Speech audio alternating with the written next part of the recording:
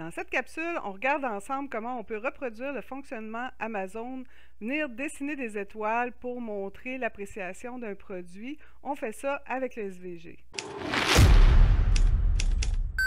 N'oubliez pas que si vous voulez rien manquer, il faut vous abonner. Alors, vous pouvez voir ici le résultat attendu, ce qu'on veut faire. On a une liste d'établissements avec les étoiles qui ont été attribuées par les gens qui les ont visités et une représentation visuelle, comme je disais en SVG, de ces étoiles.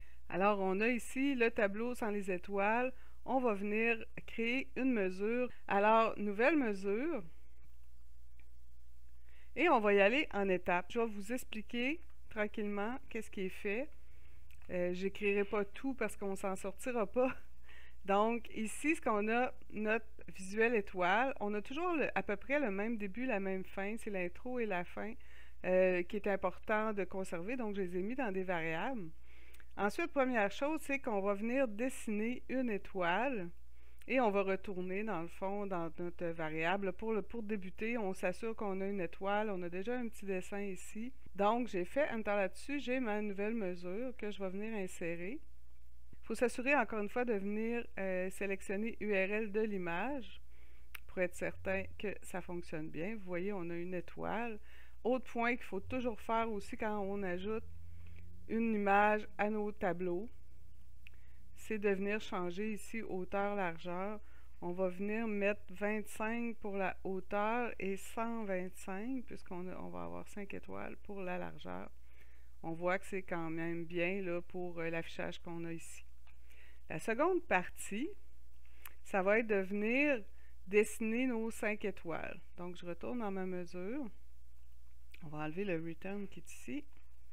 Et on va venir créer notre variable 5 étoiles qui va, dans le fond, prendre la première étoile, puis à l'aide de concatenex. En passant, j'ai déjà fait une vidéo pour montrer le fonctionnement de concatenex.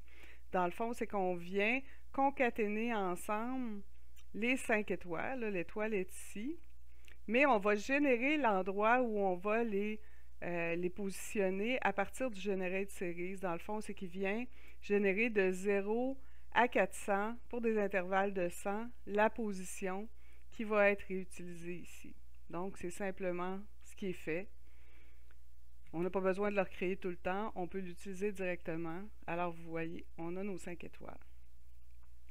Ensuite, ben, c'est peut-être pas les étoiles comme on les veut. Si vous vous souvenez, si on va voir de l'autre côté, c'est des étoiles blanches avec le tour noir qui est dans le fond et non pas des étoiles complètement noires. Donc, on va aller chercher nos étoiles grises. Comme ça ici.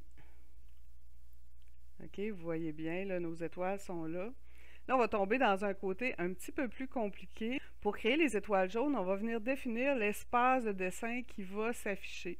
On fait la même chose. Les étoiles jaunes vont être les mêmes que les étoiles noires, sauf que l'espace dans lequel elles vont se dessiner va être restreint.